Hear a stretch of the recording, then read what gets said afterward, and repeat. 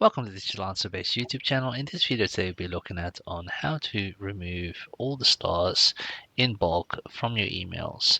First of all, make sure that you are logged into your Gmail account. Once you're logged in, come to the top where it says select. You click on that and then go to the right where it says more. Then you want to remove star, so you can click on that. Before we do that, we just want to make sure that obviously you are in the right inbox. So sometimes what happens is you are in a different inbox. What you want to do is you want to go to the start where everything is start. So you go to that, and what you do again, select, go to more, and then what you want to do is you want to remove the star.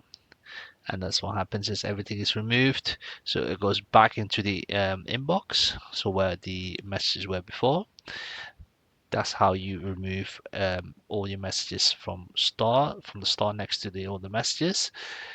Thank you very much for watching this video. If you like what you've seen, please like the video and subscribe to the channel. If you have any questions, leave them in the comment section. I'll see you in the next video.